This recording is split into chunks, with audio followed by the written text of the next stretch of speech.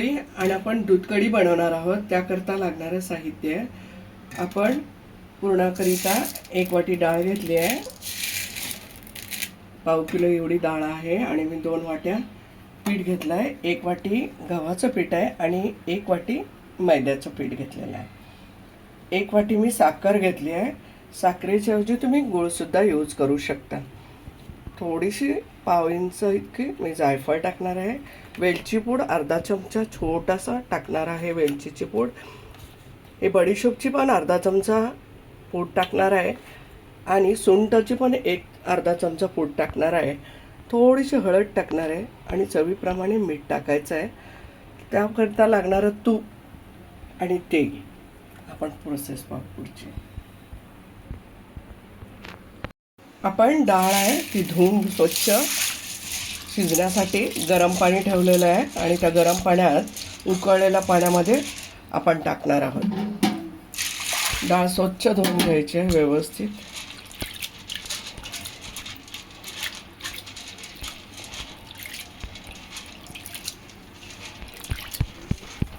आपली डाळ धुवून झाली आहे. पाणी काढून घेऊ. डाळ धुवून स्वच्छ झाली आहे. आपण पाणी उकळलं आहे. पाणी उकळलं आहे. त्या पाण्यामध्ये आपण ही डाळ घालणार आहोत. पाणी उकळलेल्या पाण्यात घालायचे, थंड पाण्यात नाही.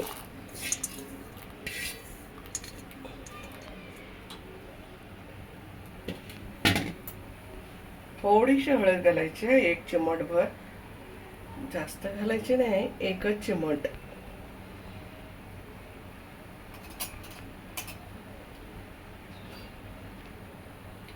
शिजण्याकरिता म्हणून थोडंसं तेल टाकायचंय, बारीक 1 चम्मच असेल इतकंच. डाळ आता उकळलेली असल्यामुळं बारीक गॅसवरती 15 मिनिटे शिजवून घेऊया. मी पातेल्यात शिजवत आहे. कुकरला शिजवत असेल तर तुम्ही 10 मिनिटात ते होऊन जाईल डाळ. आपण आता आपली डाळ शिजत आहे तोवरला आपण पीठ मळून घेणार आहोत. मी मैद्याची चाळण घेतली आहे. त्या चाळणीने पीठ चाळून घ्यायचे आहे. गव्हाचे पण पीठ आहे, हे दोन्ही मिक्स करायचे आहे. जर तुम्हाला नुसते गव्हाच्या करायचे असतील तरी चालेल.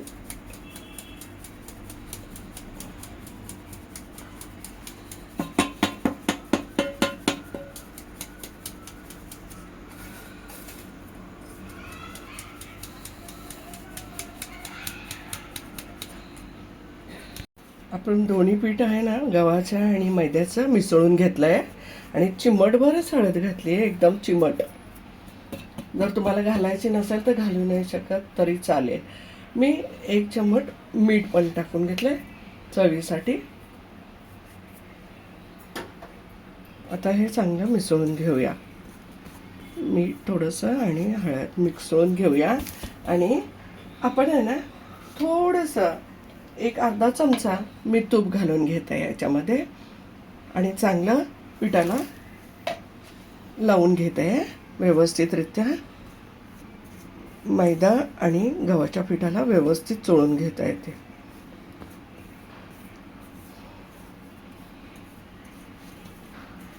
आता थोडं थोडं पाणी टाकून आपण हे पीठ मळणार आहोत.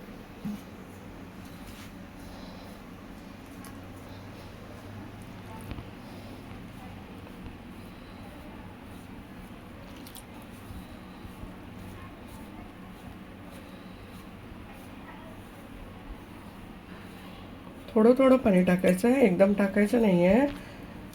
आपल्याला व्यवस्थित गोळा करून मळायचं आहे व्यवस्थित.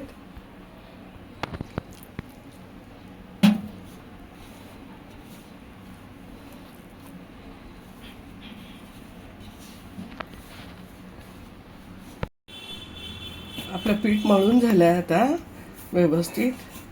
आता आपण याला ना थोडं मुरण्यासाठी झाकून ठेवूया. थोडंसं वरून तेल लावते, जरासंच लावते आणि झाकून ठेवून टाकते. हे मुरेल. आपण दूध कढी बनवणार आहे. त्याकरता लागणारं साहित्य अर्धा चमचा आपण वेलची पूड टाकणार आहोत आणि मी बदाम घेतलेत, काजू घेतलेत, हे वाटून घेणार आहे. मी मनुके घेतलेत, तुम्ही घेतले तरी चालेल, नाही घेतले तरी चालेल. बारीक खोबरं किसून घेतलेलं आहे आणि साखर घेतलेली आहे. फोडणीसाठी तूप घेतलेलं आहे आणि दूध तापवून घेतलेलं आहे. आपण काजू आणि बदाम वाटून घेणार आहोत. आपलं दूध कढीसाठी पातेलं ठेवलंय मी आणि 1 चमचा भर, 1 चमचा 1.5 चमचा जसं तुम्हाला आवडेल असं तूप घाला दूध कढीसाठी. मी प्रथम खोबरं आणि मनुके टाकून घेणार आहे. खोबरं कच्चं आहे, त्याचा कच्चेपणा जावं म्हणून हे खोबरं व्यवस्थित बारीक खिसलं एकदम आणि ते आपण गॅस बारीक करायचा आहे.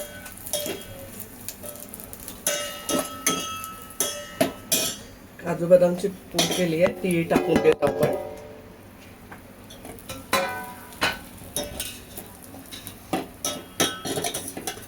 बारीक गॅस करायचा आहे. वेलची पूड टाकणार आहोत अर्धा चमचा. त्यानंतर आपल्याला दूध टाकायचं आहे.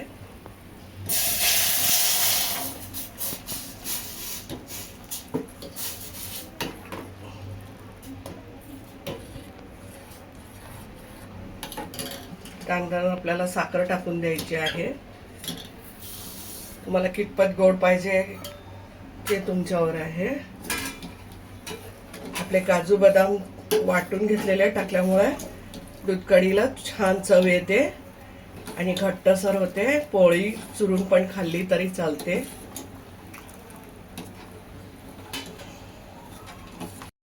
आपल्या दूध कढीला आपण छानपैकी फोडणी झाली आहे आणि आता खाण्यासाठी रेडी झाली आहे.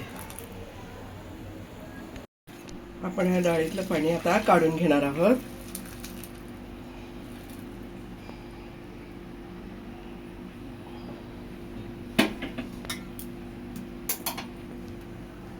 डाळीतलं पाणी काढून घेतलंय आणि परत डाळ आहे ना त्याच पातेल्यामध्ये रिव्हर्स केली.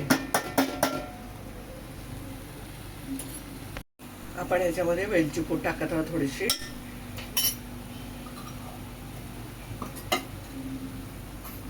सुंठ पावडर थोडीशी टाकली अर्धा चमचा. हे बडीशोपची पूड आहे. बडीशोप वाटून बारीक करून घेतलेली आहे ती टाकली आपण त्याच्यामध्ये. थोडीशी जायफळ टाकत आहे, जास्त नाही टाकायचं, जरासं. आपण साखर पण टाकून घेणार आहोत. साखर मी जेवढी डाळ होती ना तेवढी साखर घेतलेली आहे. आपण याला चांगल्या प्रकारे हलवून घेऊया. आता साखर टाकल्यामुळे पाणी सुटेल. मी साखर टाकली आहे, तुम्ही गूळ टाकला तरी चालेल. आमच्या घरी साखरेच्या पोळ्या आवडतात म्हणून मी साखर टाकून पोळ्या करत आहे.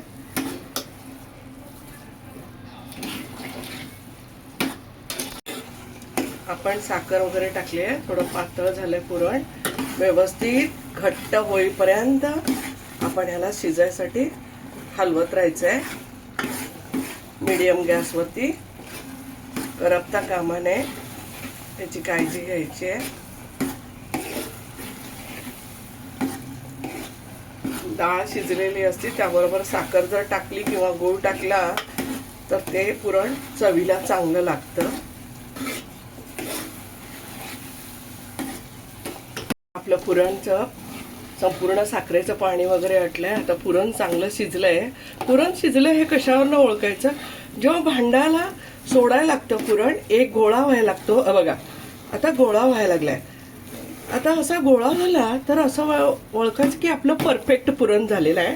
आता हे वाटायला रेडी आहे. त्याच्यामध्ये ना पाणी आहे ना व्यवस्थित शिजलंय, पातळ नाही काय नाही, सगळं पोळी बनण्यास व्यवस्थित आहे. ही ट्रिक आहे की ज्या वेळेला गोळा एकसारखा पुरणाचा जमा व्हायला लागतो त्यावेळेला पुरण हे परफेक्ट तयार झालेलं आहे असं समजा. आता आपलं पुरण तयार झालेलं आहे. आपण वाटून घेणार आहोत. गरम असताना लवकर लवकर वाटलं जाईल, त्यासाठी पुढची प्रोसेस पाहू. पुरण अशा पद्धतीने गरम आहे. चाळणीत आपण घेतलेलं आहे आणि असं वाटीने रगडत आहे. पटापट पडतंय. गरम असताना जेवढं प्रोसेस 5 ते 10 मिनिटामध्ये होऊन जाते पटापट. उत्तम. अशाच पद्धतीने मी सर्व पुरण वाटून घेते. आता आपलं पुरण वाटून रेडी झालं आहे चाळणीतून. एक 10 मिनटं लागलेत मला, पण पुरण खूप छान झालं आहे. पुरण हाताने एकत्र करायचं आहे. पुरण असं एकत्र करून घ्यायचं सगळं. पुरणाचा वास छान येतोय.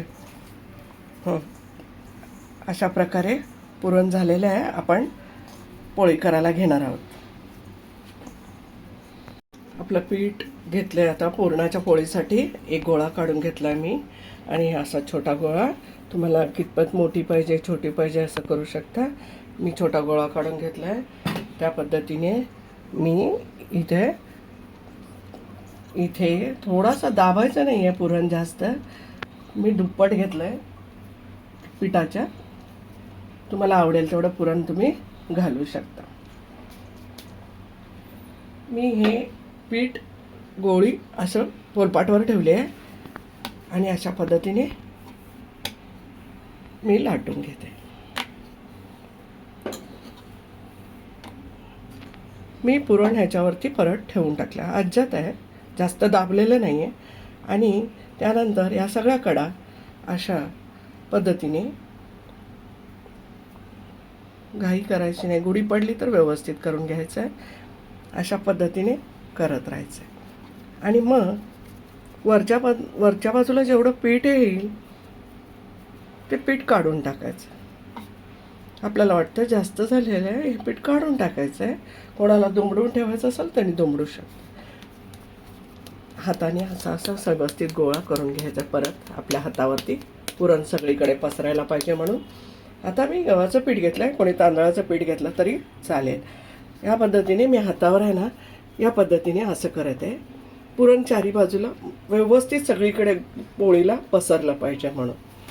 समजा पोळीमध्ये जर फुटली आहे किंवा काय झाली आहे त्याला असं आपण परत एकदा असं करून घेऊ शकता तुम्ही. काही टेन्शन नाही. मी थोडंसंच पीठ लावलं आहे खाली आणि वरती. पोळीला एकदम अज्जात लाटायचं आहे. बेलला असं जास्त जोर लावायचं नाही आहे. पोळी फिरते आहे, अज्जात करायचं एकदम. बिना जोर लावता तुम्ही लाटाल तर पोळी खूप सुंदर लाटली जाते. छोटी गोळी घेऊन छोटी पोळी केली तरी चालेल. कोणाला मोठ्या आवडतात त्यांनी मोठ्या केल्या तरी चालेल. पुरण चारी बाजूला पसरलं पाहिजे.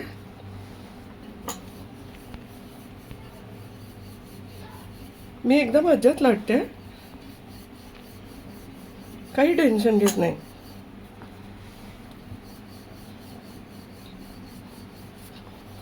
आता आपली पोळी लाटून झाली आहे. तवा तापलेला आहे. मी थोडंसं तेल टाकून घेतलं आहे. तुम्ही तूप टाकला तरी चालेल. आम्ही पण तूप टाकणार वरनं. त्याच पद्धतीने मी आणखीन एक पोळी दाखवते लाटायची कशी आहे ते.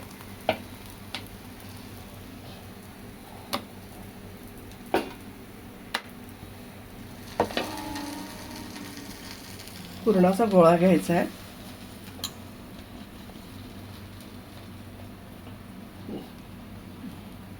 आणि असा पुरणाचा गोळा ठेवायचा आहे. या पद्धतीने चारी पाची सगळ्या बाजूने असं वर करून घ्यायचं आहे. आपल्या पोळीला असं फुटकुळ्या आल्यासारख्या झाल्या की असं वसील असं पलटून घ्यायचे. शक्यतो उलटणं लावल्या तर तुम्हाला भारी पडेल, पण हाताने होत असेल ठीक आहे, नाहीतर तुम्ही लाकडाचं उलटणं असेल तुमच्याकडे तरी लावू शकता. मी पीठ लावून अज्जात करत आहे असं चारी बाजूला पुरण जावं म्हणून. हातावर जेवढं होईल तेवढं थोडंसं पीठ टाकत आहे. परत आपल्या हातानेच अशा पद्धतीने परत करत आहे. आपली पोळी इकडे शेकली आहे तर मी आता त्याला तूप लावून घेते.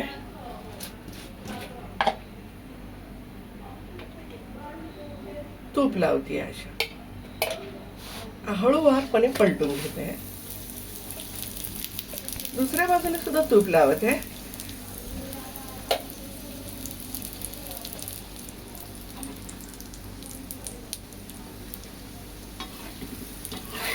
अशा रीतीने दुसरी ही बाजू आपण पलटून घेणार आहोत. अशा पद्धतीने पोळी हात लावताच इतकी मऊ, किती खावी किती नाही अशी होते. आता आपण पोळीला काढून घेणार आहोत.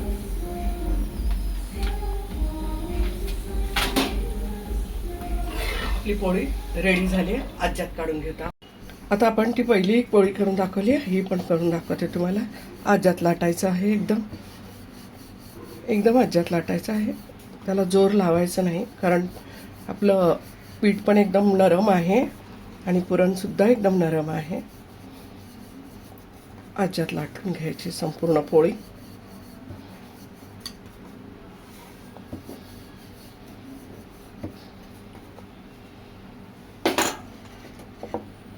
अशा पद्धतीने पोळी आपली लाटून झालेली आहे. आता आपण पोळी टाकणार आहोत तव्यावरती. आपण दुसऱ्या पण पोळीला तव्यावर टाकली आहे. पलटली होती, तूप लावून घेतलंय. आज्यात ही पण बाजू आपण तूप लावून घ्यायची आहे.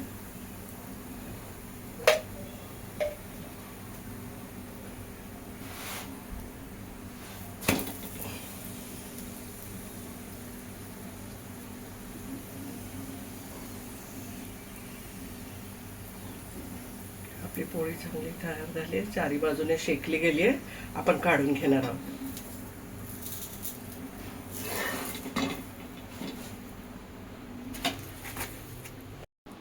आपण पोळी आणि दूध कढी सर्व केली आहे. पोळी एकदम खुसखुशीत आणि सुंदर छान झाली आहे, चविष्ट झाली आहे. खाऊन बघा. मस्त खा, स्वस्त रहा, आनंदित रहा. लाईक करा, शेअर करा, सबस्क्राईब करा. धन्यवाद.